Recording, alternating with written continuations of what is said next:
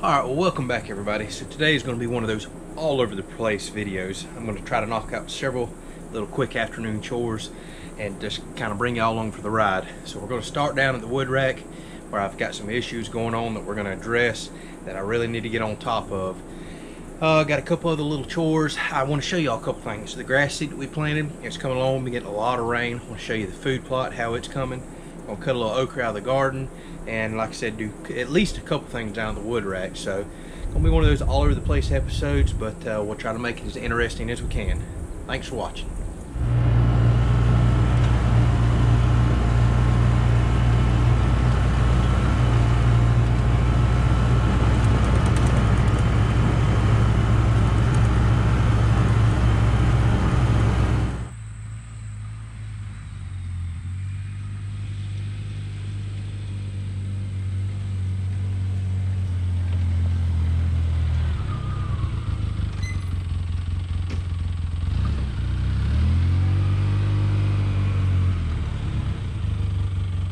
Alright, so a couple issues we got going on at the wood rack. It's time I give it a little bit of attention. We have had about 3 to 4 days of a lot of rain. Just been misting and raining all day long.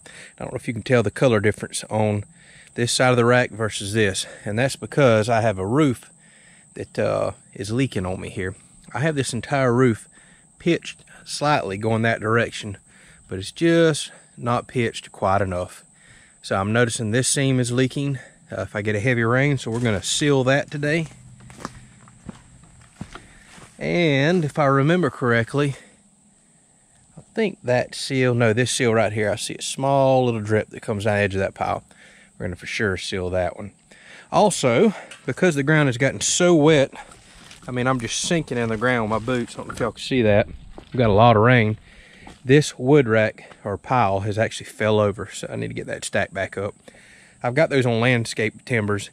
We got so much rain, especially after that tropical storm, and now several inches the last several days. So one side of the rack has finally sunk in the ground where water's built up, and it tilted this way just enough that it fell over. So that's something I'll just have to kind of keep in mind over the years. So we'll get that up here in just a minute. Let's work on this roof.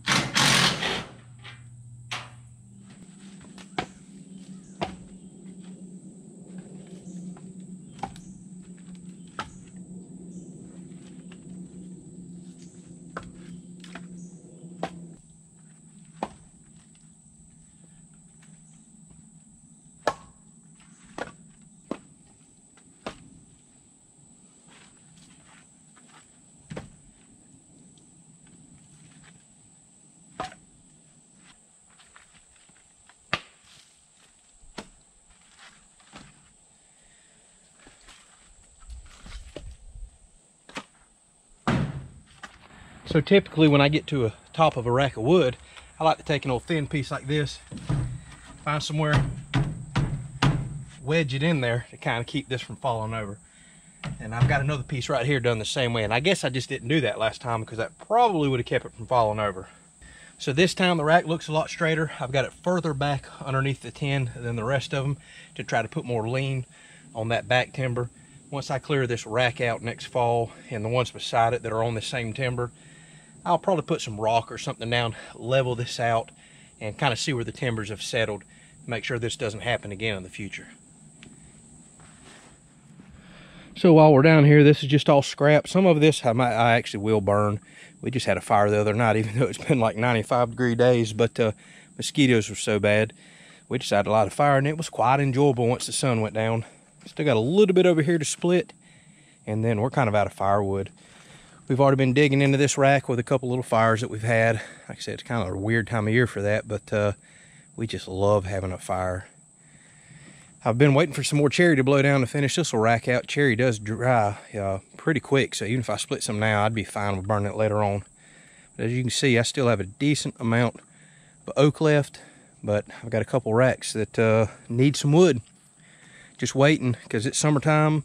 We've actually got a tropical storm heading toward us right now, although I think it's going to miss us. Every day the forecast, it kind of moves. So just been leaving a couple racks open because I've been expecting some trees to blow down, and I'll bring them down here, split them up. So we're almost full, but we're pretty good for fall and winter. And I'll continue to find some dead trees out there in the wood and bring them up here and split them, and we'll burn them up and enjoy them.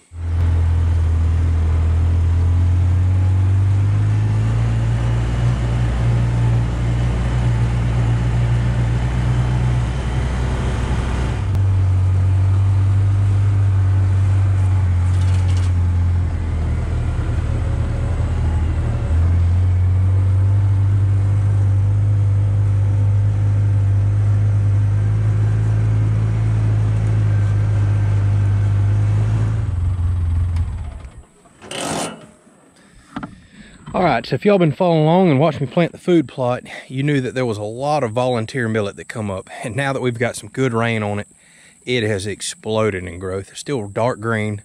Need to get down here and fertilize, but I'm not going to fertilize just yet because there's something I'm going to do to my fertilizer hopper that I've been dreaming about doing for years, and I want to share that on the channel. I'm just waiting for a couple parts to come in. But since we got the rain, I mean, look at this. This is volunteer millet from last year. To be perfectly honest with you, I may try it one year. I don't even have to use millet seed to plant year after year. It keeps coming back, but look at all that seed. This is after I chopped this in and killed a lot of it off. Otherwise, it would have been much thicker.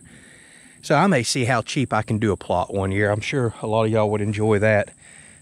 You know, spend the money up front, plant it 1 year, and I think it'll come back like 4 or 5 years, I've read, on its own. That seed will just keep laying dormant, chop it in, it'll grow again next year. But main reason I brought you down here is you probably want to see all that we planted. Look at it. That is all millet. It is coming up extremely thick, which is just the way I want it. Every bare spot out here is loaded. So this is going to be kind of a weird year. I've never done it like this. I've normally chopped it in and killed everything off better than I have.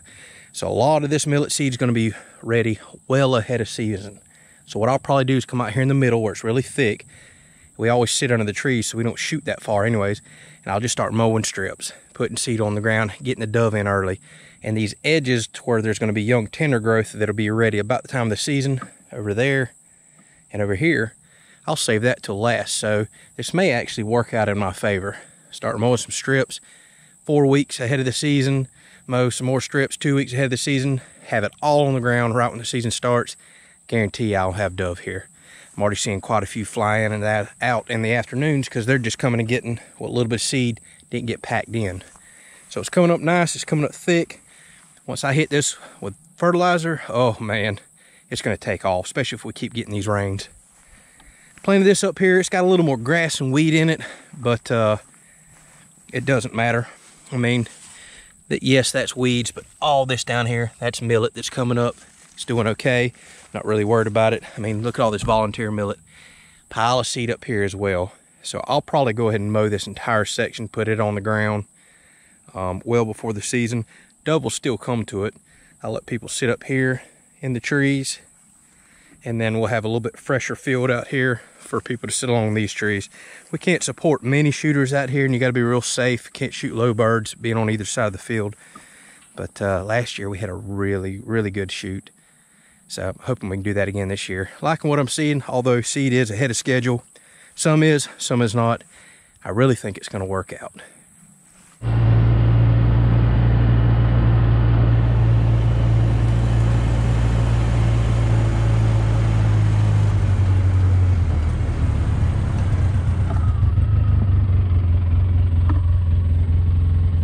I'd come up here and check on all these grapes, see if they've got too ripe or they're just right. I mean, look right here. Ooh, yes. I got grapes everywhere. I hope y'all can see all that. Look in here. Look at that. Oop, some of them are falling off. So yes, they are ripe. See if I can get a couple of these off without wasting everything. I'm assuming this is muscadine. It looks like them. I don't know if they make a green and a purple muscadine. I'm gonna go ahead and try a few while I'm down here. Tiffany, I'll have to bring back. She loves these grapes.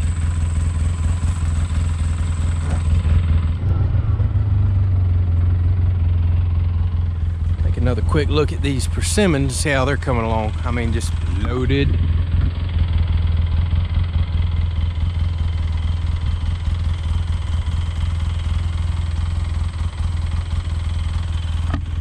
Look at this one. There's, I don't know how many up in here. But it's got the whole limb bent over. Hopefully it don't break, but that's not uncommon.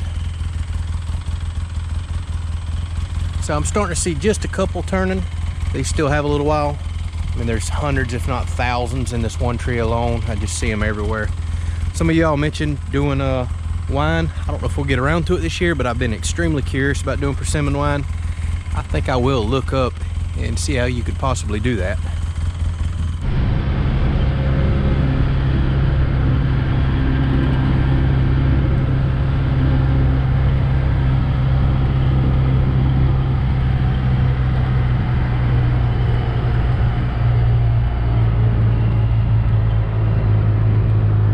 All right, so quick recap. If you're new to the channel, we just had a 4-year-old pole barn here. Got blew down by a tornado. So I cleaned the whole area up, planted some grass seed. A lot of what you're seeing out there, it's just volunteer, kind of a crabgrass. I don't even really know what you call it. Eventually, as I get this bahia grass growing in here, it takes over. This stuff will die off as I keep mowing it. There's some old millet out there that was in some bags that the tornado destroyed. But long story short, I just had this covered in a lot of dirt. I put a bunch of bahia seed out. And now that we finally got rain, it is coming in thick.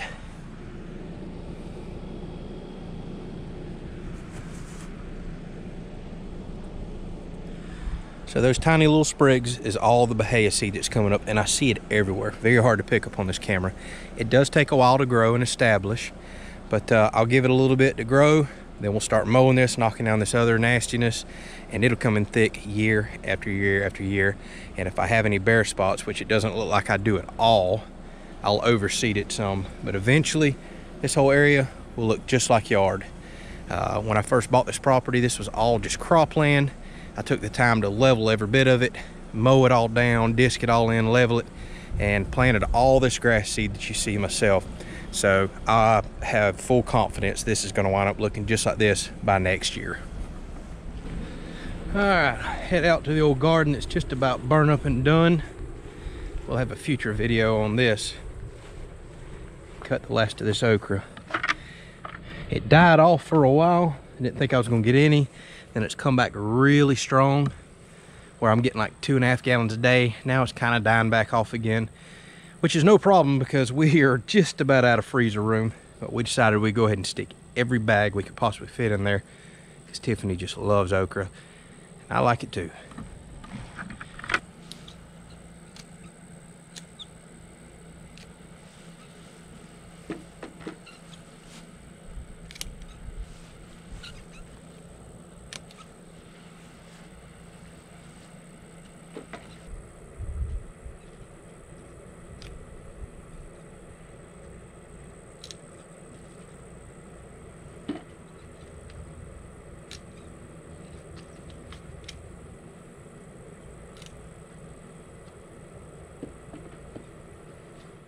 So my okra production is already dramatically back down, but that's okay because I had several days there where I was getting a couple of gallons. This bucket mounded over easy, and that has put us with more than enough okra to make it to next year. Well, I figure I might as well walk out here and show you one more thing before we wrap this video up. Some of you might be wondering why on the earth am I even showing this, but you know, a lot of y'all now are pretty much part of the family. You watch everything we do, you talk to us, we interact with you, so it's kind of neat. Figure we might as well bring you along for the ride, the journey. I mean, it's kind of what this whole channel is about, us developing our place, and we're about to make one of the biggest steps of our life. So kind of thought I'd bring you along and share that right now. So if this little camera's picking up these orange flags right here, what we've got going on, I had to mark out to where we're going to put the house. So I've squared it up with this road so we can come pulling into a side porch that's over here. It's going to be a 6 foot long or 6 foot wide, 52 foot long porch over there. This is going to be a back porch, which is going to be 12 foot wide by 36 foot long. So we're doing a lot of porches on this house. Going to do a little outdoor kitchen and sitting area out here. Eventually we'll build a little deck off of this and do a little probably above ground pool. I just can't justify the money for in ground. The reason I'm telling you all this is because we're going into the permitting process now.